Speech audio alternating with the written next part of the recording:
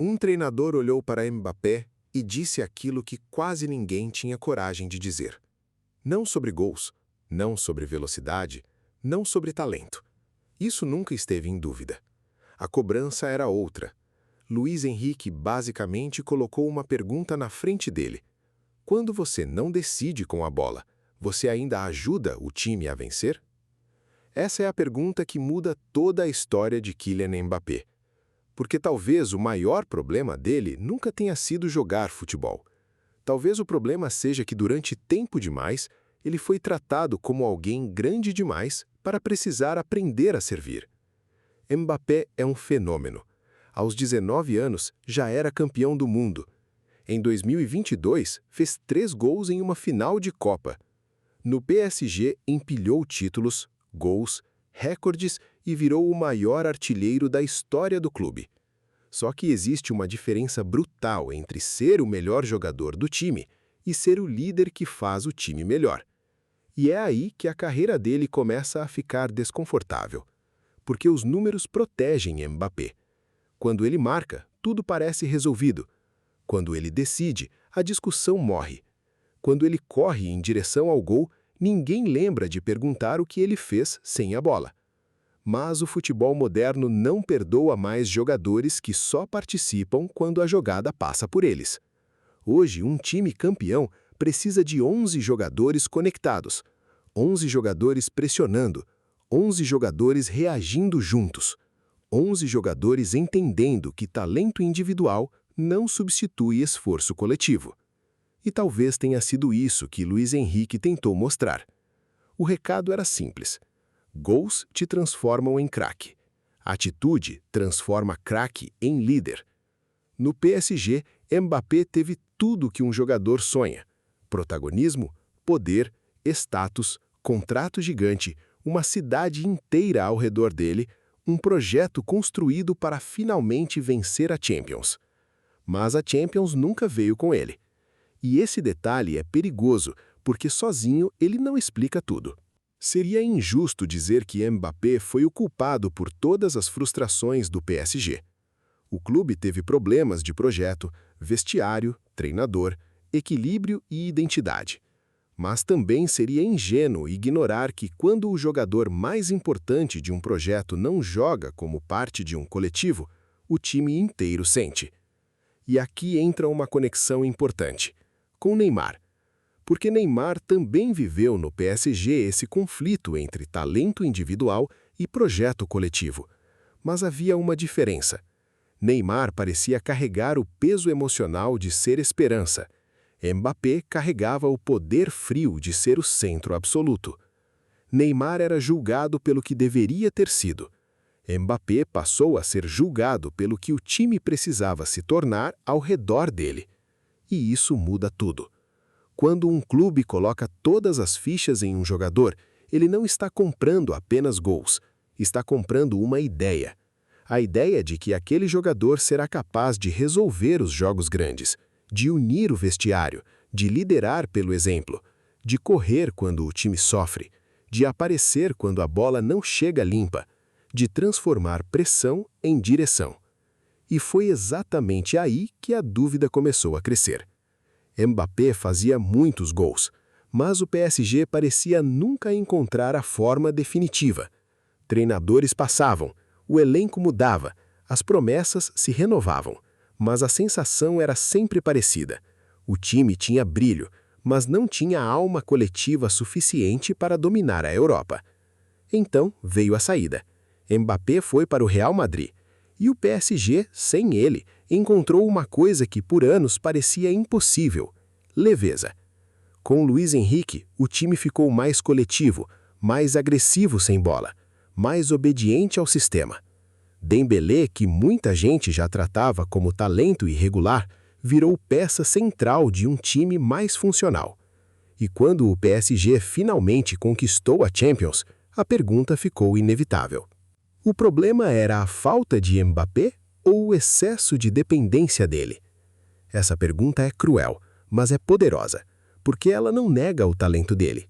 Ela questiona o custo. Quanto um time precisa mudar para acomodar Mbappé? quantos movimentos ofensivos são sacrificados, quanto da pressão sem bola desaparece, quantos companheiros diminuem para que ele continue gigante. Todo grande craque chega nesse ponto. Chega uma hora em que fazer gols não basta. A pergunta deixa de ser, ele decide, e passa a ser, ele faz os outros jogarem melhor? Esse é o divisor de águas entre estrela e líder. E no Real Madrid essa pergunta ficou ainda mais pesada. Porque Mbappé não chegou em um time quebrado.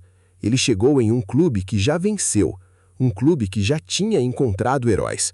Um clube onde Vini Júnior havia se tornado protagonista em noites gigantes. E aqui está o contraste mais interessante. Vini joga com fogo, ele absorve provocação, transforma pressão em energia, ataca o jogo como se cada lance fosse uma resposta. Mbappé joga com gelo, calculado, direto, fatal quando encontra espaço, mas às vezes distante quando o jogo pede sacrifício sem amor. E o Real Madrid teve que lidar com uma pergunta desconfortável. Como encaixar dois jogadores que gostam do mesmo território simbólico? Não apenas a ponta esquerda, o protagonismo. Porque no campo posições se ajustam, mas no vestiário hierarquias pesam. Mbappé chegou com números fortes, fez gols, confirmou que continua sendo um dos jogadores mais letais do mundo. Mas o Real Madrid não precisava apenas de gols, precisava de equilíbrio. E equilíbrio é aquilo que muitas vezes desaparece quando um jogador é grande demais para o sistema. Essa é a grande tensão da carreira dele. Mbappé já provou que pode ser decisivo, mas ainda precisa provar que pode ser inevitável, sem tornar o time dependente demais dele. Porque existe um tipo de craque que vence jogos, e existe um tipo de craque que organiza uma era. Messi fazia o jogo girar ao redor dele, mas também fazia os outros parecerem melhores.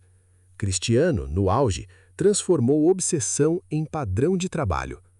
Jordan, no exemplo que Luís Henrique usou, não era apenas o homem dos pontos, era o homem que obrigava o time inteiro a elevar o nível. Esse é o estágio que Mbappé ainda precisa atravessar. Não o estágio do talento. Esse ele já venceu há muito tempo. O estágio agora é outro, liderança. E liderança é quando você corre mesmo sem aplauso. É quando você pressiona mesmo sem tocar na bola. É quando você passa para o companheiro melhor colocado. É quando você entende que o jogo não existe para te servir. Você existe para fazer o jogo vencer. Talvez Mbappé ainda esteja preso na armadilha dos predestinados. Quando um jogador é tratado como escolhido desde cedo, tudo ao redor dele começa a se dobrar. Os clubes se adaptam, os treinadores negociam, os companheiros cedem espaço. A imprensa transforma cada movimento em novela.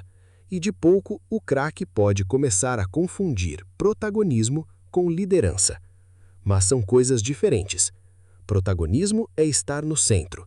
Liderança é carregar o centro sem quebrar o resto. E talvez seja essa a escolha real de Mbappé. Não PSG ou Real Madrid, não França ou Espanha, não camisa 7, 9 ou 10. A escolha é entre ser o homem que faz muitos gols ou o homem que faz um time empenho acreditar. Porque o futebol já sabe que Mbappé é brilhante. A dúvida agora é mais dura. Ele consegue ser grande sem exigir que tudo gire ao redor dele? Se conseguir, talvez Madrid seja o lugar onde ele finalmente se torna lenda. Se não conseguir, seus números continuarão enormes, mas a pergunta continuará aberta.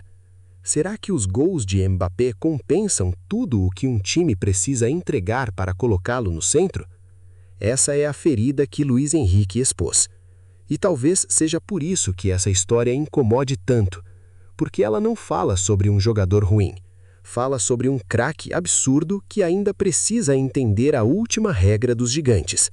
No futebol moderno, ninguém vence sozinho, nem mesmo o Mbappé. E esse dilema nos leva ao próximo capítulo, porque existe um jogador que entendeu essa guerra de forma extrema. Ele não queria apenas marcar gols, não queria apenas vencer títulos, Não queria apenas ser amado. Cristiano Ronaldo queria derrotar o tempo. Mbappé ainda tenta provar que pode liderar uma era. Cristiano passou a vida inteira tentando impedir que qualquer era existisse sem ele.